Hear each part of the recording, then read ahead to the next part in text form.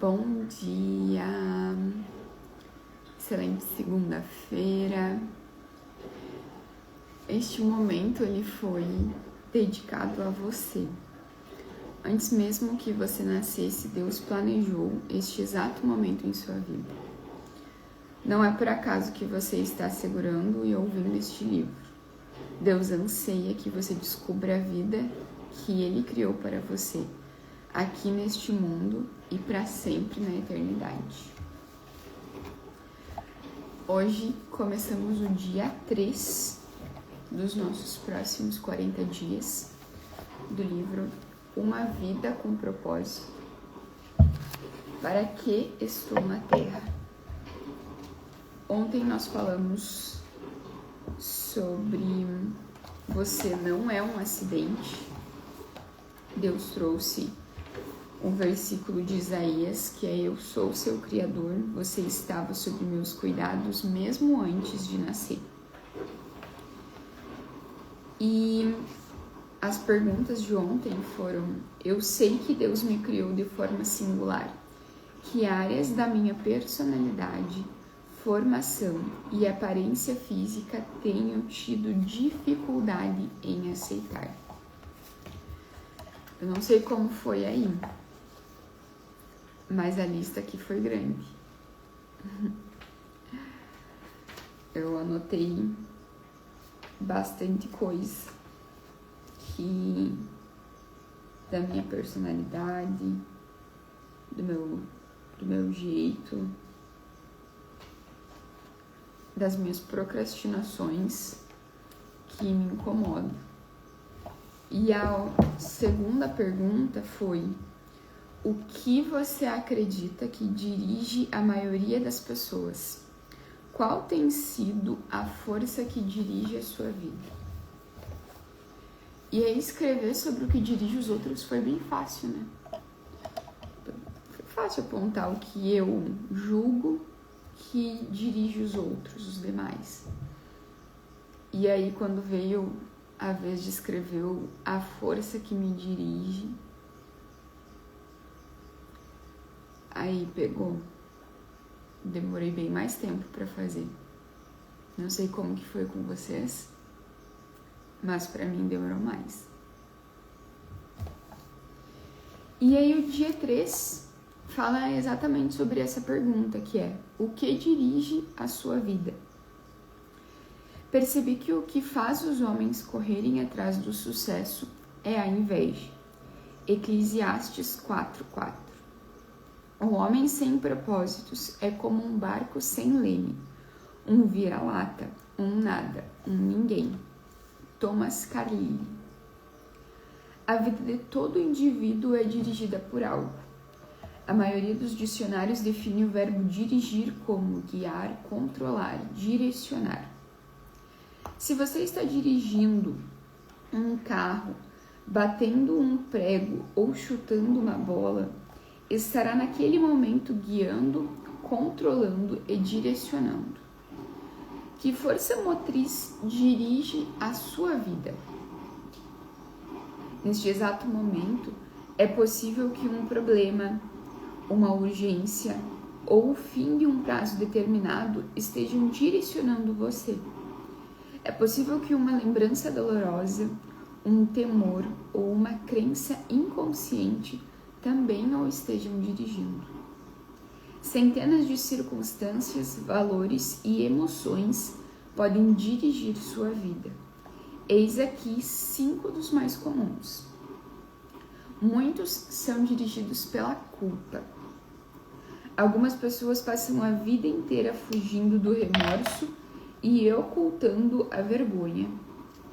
Dirigidos pela culpa, são manipulados pelas lembranças, permitem que o passado controle o futuro e frequentemente punem a si mesmas, sabotando o próprio sucesso.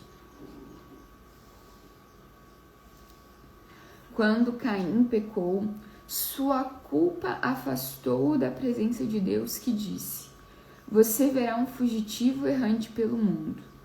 E esse quadro descreve a maioria das pessoas hoje em dia: andar pela vida sem propósito.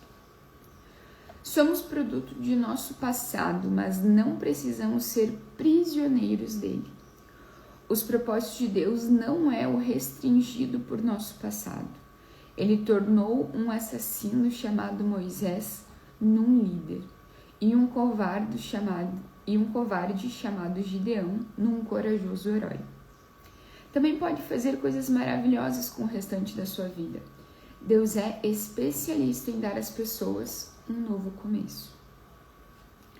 A Bíblia diz: como é feliz o homem que tem suas desobediências perdoadas e seus pecados cobertos.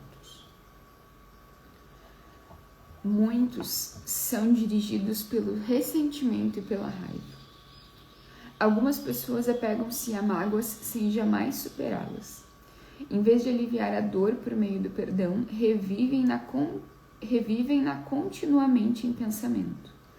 Quando dirigidas pelo ressentimento, calam-se e interiorizam a raiva, enquanto outras se irritam e agridem outros.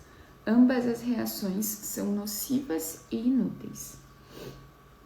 O ressentimento sempre machuca mais o ofendido que a pessoa que o ofendeu. Enquanto o ofensor provavelmente já se esqueceu do insulto e seguiu em frente, você continua angustiado em sua dor, perpetuando o que aconteceu. Ouça, aqueles que o magoaram no passado não poderão continuar a feri-lo, a menos que você se agarre à dor por meio do ressentimento. O que passou, passou e nada pode mudar o passado. Você apenas se machuca com a amargura. Para seu próprio bem, aprenda a lidar com o passado e o mande para bem longe. A Bíblia diz: ficar desgostoso e amargurado é loucura, é falta de juízo que leva à morte. Muitos são dirigidos pelo medo. Seus temores provavelmente resultam de experiências traumáticas e de expectativas fantasiosas do crescimento num lar extremamente severo ou mesmo de predisposição genética. Independentemente do que tenha causado tal situação, pessoas dirigidas pelo medo com frequência perdem grandes oportunidades por terem medo de correr riscos. Em vez disso, comportam-se de maneira cautelosa, evitando arriscar-se e tentando manter o status quo. O medo é o encarceramento voluntário que o impedirá de se tornar no que Deus pretende que você seja. Você deve agir contra isso, com as armas da fé e do amor. Na Bíblia diz: no amor não há espaço para o medo. O amor amadurecido expulsa o medo. Considerando que o medo causa uma vida vacilante e cheia de temores, medo da morte, medo do julgamento, podemos dizer que quem tem medo não está completamente aperfeiçoado no amor. Muitos são dirigidos pelo materialismo. O desejo de adquirir é o único objetivo na vida de algumas pessoas. O impulso de sempre querer mais se baseia na concepção equivocada de que possuir mais me tornará mais feliz, mais importante e mais protegido. Contudo, são 3 expectativas falsas. Os bens materiais trazem felicidade apenas temporária. A situação de constante tranquilidade acaba gerando tédio, e então passamos a desejar novidades, coisas maiores e melhores. Também é um mito a concepção de que quanto mais bens adquirir, mais importante serei. Autoestima e riquezas materiais não são sinônimos. Nosso valor não é determinado por nossas posses e Deus deixa claro que as coisas mais valiosas da vida não são os bens materiais. O mito mais comum a respeito do dinheiro é o de que quanto mais dinheiro se tem, mais protegido se está. E isso não é verdade. As riquezas podem ser perdidas num piscar de olhos por uma quantidade considerável de fatores que fogem ao nosso controle. A verdadeira segurança só pode ser encontrada naquilo que jamais poderá ser tomado de você, seu relacionamento com Deus. Muitos são dirigidos pela necessidade de aprovação. Algumas pessoas permitem que expectativas alheias de pais, cônjuge, filhos, professores ou amigos controlem sua vida. Muitos adultos ainda tentam ganhar a aprovação de pais que nunca estão satisfeitos. Outros são dirigidos pela pressão social do grupo a que pertencem, sempre preocupados com o que os outros podem pensar. Infelizmente, os que seguem a multidão quase sempre acabam perdidos nela. Não conheço todas as chaves do sucesso, mas uma chave para o fracasso é tentar satisfazer a todos. Ser controlado pela opinião dos outros é uma forma segura de jamais atingir os propósitos de Deus para a sua vida. E Jesus disse: ninguém pode servir a dois senhores. Outras influências ainda podem dirigir sua vida, mas todas levam ao mesmo impasse: potencial não aproveitado, estresse desnecessário e uma vida não realizada. Essa jornada de 40 dias mostrará como ter uma vida dirigida por propósitos, uma vida guiada, controlada e direcionada pelos propósitos de Deus. Nada é mais importante que conhecer os propósitos de Deus para a sua vida, e nada pode compensar o prejuízo de não os conhecer, nem o sucesso, nem as riquezas, nem a fama, nem os prazeres. Sem um propósito, a vida não passa de movimento sem sentido, uma atividade sem direção ou uma série de acontecimentos sem motivo. Sem um propósito, a vida é banal, mesquinha e inútil. Nada é mais importante que conhecer os propósitos de Deus para a sua vida, e nada pode compensar o prejuízo de não conhecê-los. Essa frase está escrita um pouco maior dentro do livro. As vantagens de uma vida dirigida por propósitos. Há 5 grandes vantagens em se viver uma vida com propósitos. Eu só vou pegar meu café que ficou pronto.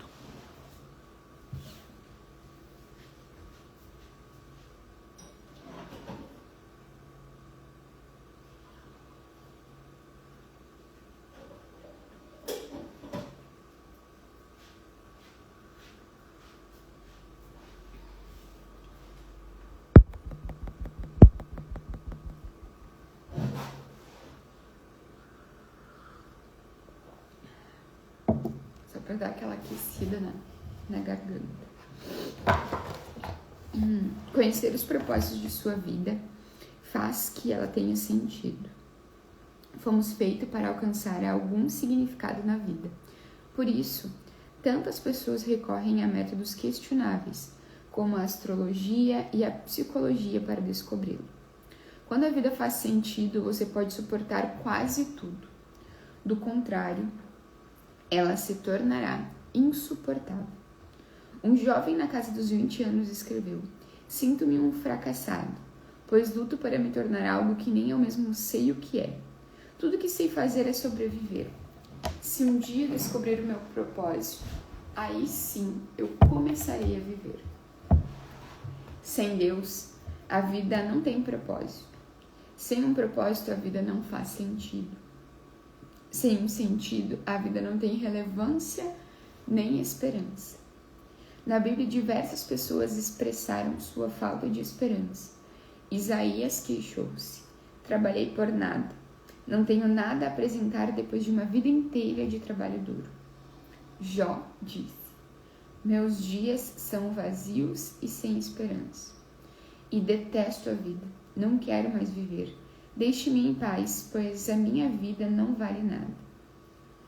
A maior de todas as tragédias não é a morte, mas é a falta de propósito em vida. A esperança é tão essencial para a vida quanto são o ar e a água. É preciso ter esperança para lutar. O Dr. Bernie Siegel descobriu que podia prever qual dos pacientes de câncer apresentaria melhoras ao perguntar: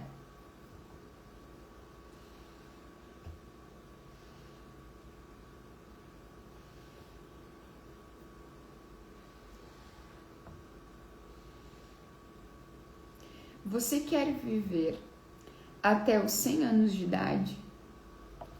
Os que tinham profunda noção de propósito de vida respondiam que sim.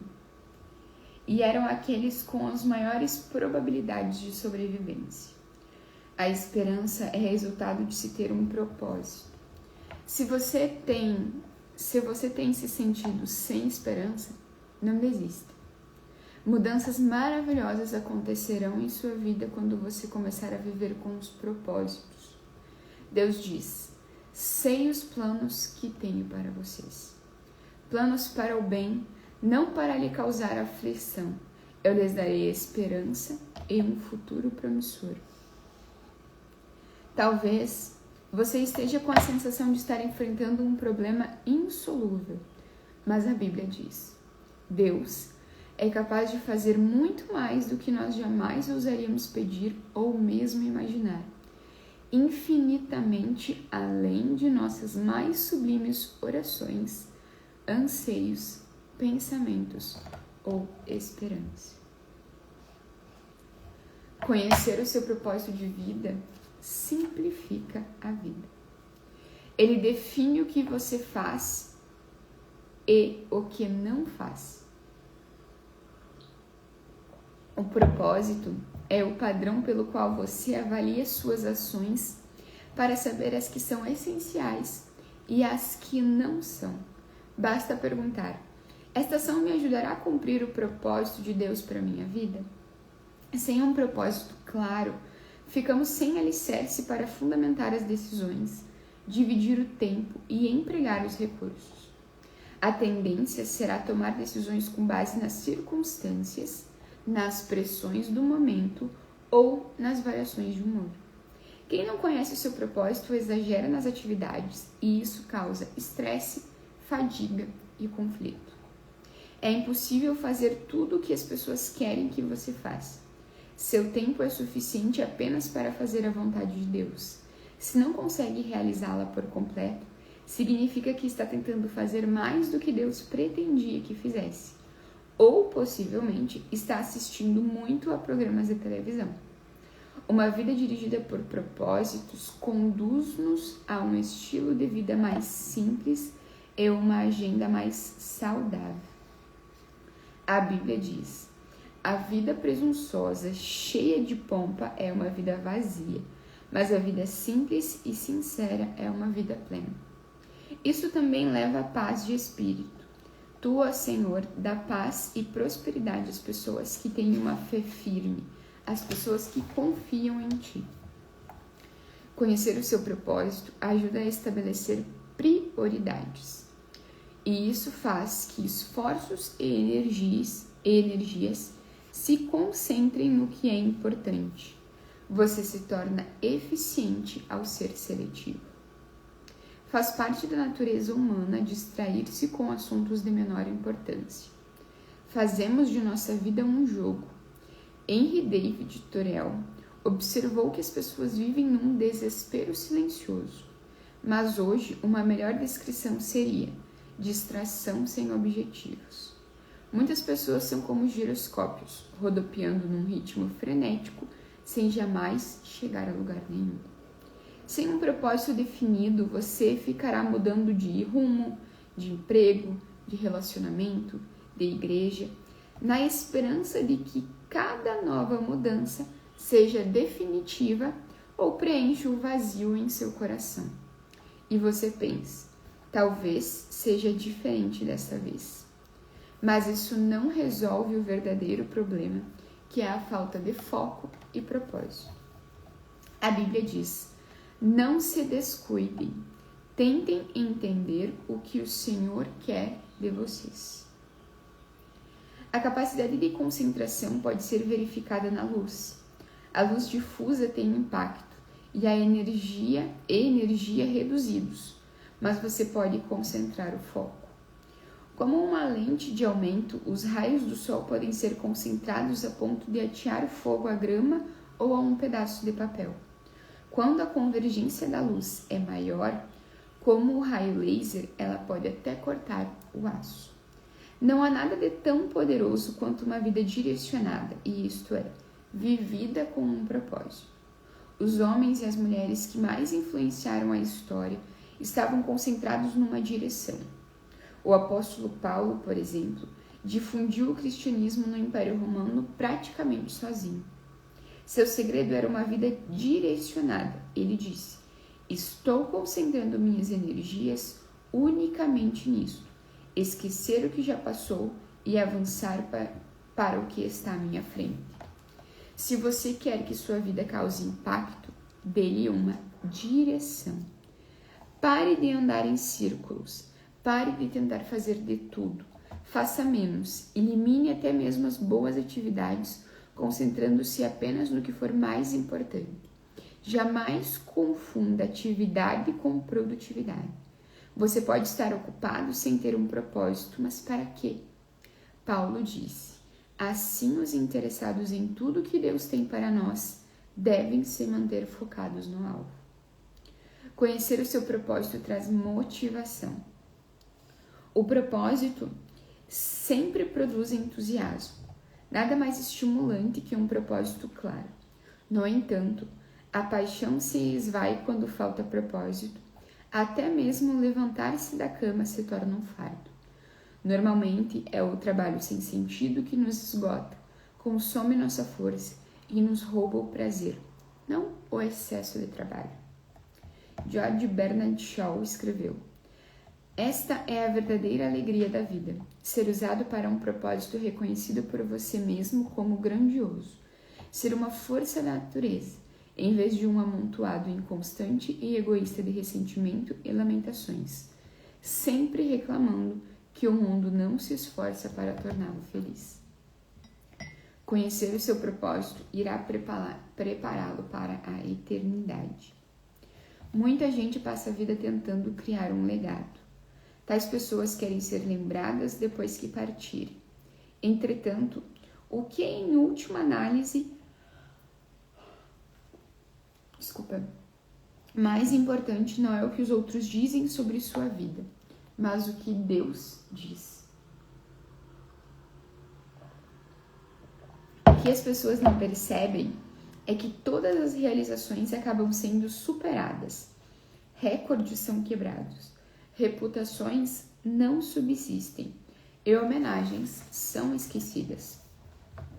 Na faculdade, a meta de James Dobson era ser o campeão de tênis da instituição. Ele se sentiu orgulhoso quando viu sua taça exposta num local de destaque na sala de troféus da faculdade. Anos mais tarde, alguém lhe enviou o troféu pelo correio. Eles o haviam achado numa lata de lixo durante uma reforma na escola. E James disse: um dia, todos os seus troféus serão jogados no lixo por alguém. Viver para criar um legado é um objetivo sem perspectiva. Uma utilização mais sábia do tempo é construir um legado eterno. Você não foi posto neste mundo para ser lembrado. Você foi colocado aqui a fim de se preparar para a eternidade. Chegará um dia em que você estará diante de Deus e Ele fará uma auditoria em sua vida, um exame final antes que você ingresse na eternidade. E a Bíblia diz: lembre-se, cada um de nós comparecerá diante do tribunal de Deus. Sim, cada um de nós terá de prestar contas de si mesmo a Deus. Felizmente, Deus quer que passemos no teste. Por isso nos deu as perguntas antecipadamente. Pela Bíblia, entendemos que Deus nos fará duas perguntas fundamentais. A primeira: o que você fez com meu filho, Jesus Cristo? Deus não irá perguntar sobre a sua formação religiosa ou visão doutrinária. O único ponto importante será: você aceitou o que Jesus fez por você? Aprendeu a amá-lo e confiá-lo? Jesus disse: eu sou o caminho, a verdade e a vida. Ninguém vem ao Pai se não for por mim. Segunda pergunta: o que você fez com o que eu lhe dei? E isto é, o que você fez com sua vida? Dádivas, talentos, oportunidades, energia, relacionamentos e recursos. Enfim, tudo o que Deus deu a você. Gastou com você mesmo ou fez uso deles para os propósitos que Deus tinha para você? Prepará-lo para 2 perguntas é o objetivo deste livro. A primeira irá determinar onde você passará a eternidade. E a segunda determinará o que você fará na eternidade. Ao terminar este livro, você estará pronto para responder estas 2 perguntas.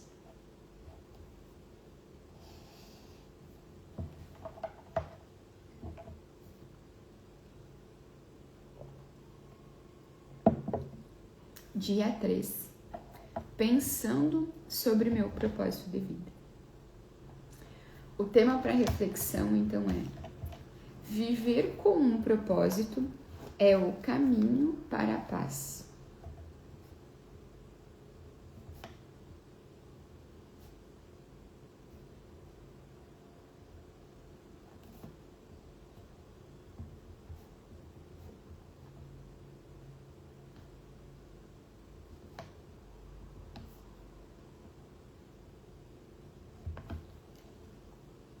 Versículo para memorizar. Tu, ó Senhor, dás paz e prosperidade às pessoas que têm uma fé firme, às pessoas que confiam em ti. Isaías 26:3. Então esse é o versículo que a gente vai anotar para memorizar.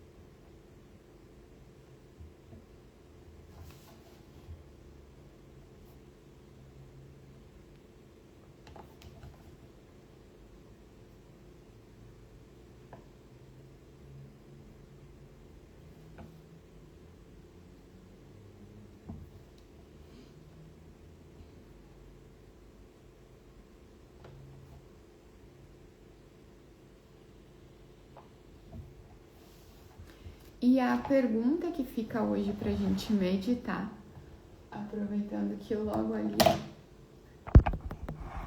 tá nascendo o sol. Na opinião da minha família e de meus amigos, o que dirige a minha vida? E o que eu desejo que dirija? Aproveita então e hoje fala com teus pais, fala com teu marido, com teus filhos, com tua esposa, com os teus amigos e pergunta na visão deles o que eles percebem que dirige a tua vida. E aí, pega o teu livrinho, responde. E aí responda o que você quer que dirija ela. Para daqui um tempo, daqui 1 ano, 2 ou 40 dias, a gente possa aproveitar e fazer essa mesma pergunta para quem a gente fez hoje.